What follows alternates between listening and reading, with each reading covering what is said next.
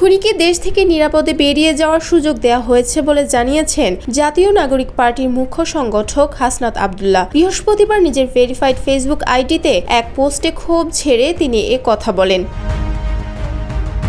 ছাত্র জনতার গণ অভ্যুত্থানের 9 মাস পরে গণহত্যার দৃশ্যমান কোনো বিচার হয়নি। এর ক্ষোভে পোস্টে তিনি লিখেন, খুনিকে দেশ থেকে নিরাপদে বেরিয়ে যাওয়ার সুযোগ দেওয়া হয়, পুলিশ আসামি ধরলেও আদালত থেকে জামিন দেওয়া হয়, শিরিন শারমিনকে রাষ্ট্রীয় তত্ত্বাবধানে বাসায় গিয়ে পাসপোর্ট করে দেওয়া হয়। দ্বিতীয় ট্রাইব্যুনাল জানুয়ারিতে হওয়ার কথা থাকলেও মে মাসে এসেও শুরু হয়নি, আর আপনারা বলছেন আওয়ামী লীগের বিচার করবেন।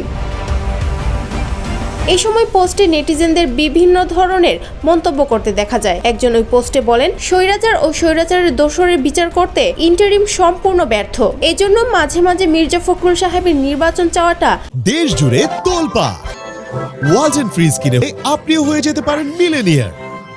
যুক্তিযুক্তই মনে হয়। অনেকেই এই সময় জুলাই বিপ্লবের ঘোষণাপত্র নিয়েও প্রশ্ন তুলে।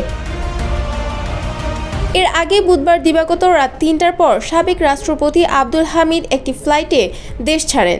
ঢাকার বিমানবন্দরের দায়িত্বশীল একটি সূত্র জানায়, রাত 3টা 5 মিনিটে এয়ারওয়েজ TG340 নম্বর ফ্লাইটে ব্যাংককের উদ্দেশ্যে ঢাকা ছাড়েন আব্দুল হামিদ।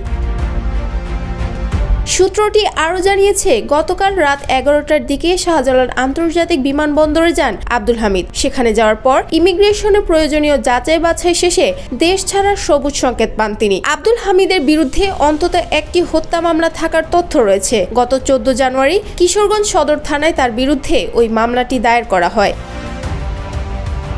আব্দুল হামিদ আওয়ামী লীগের সময় 2013 সাল থেকে 2023 সাল পর্যন্ত টানা 2 মেয়াদে বাংলাদেশের রাষ্ট্রপতি হিসেবে দায়িত্ব পালন করেছেন। এর আগে 2009 থেকে 2013 সালের এপ্রিল পর্যন্ত জাতীয় সংসদের স্পিকার হিসেবে দায়িত্ব পালন করেছেন। দীর্ঘ সময় রাষ্ট্রীয় দায়িত্বে থাকাকালে তার বিরুদ্ধে অভিযোগের পাল্লা ভারী হয়েছে।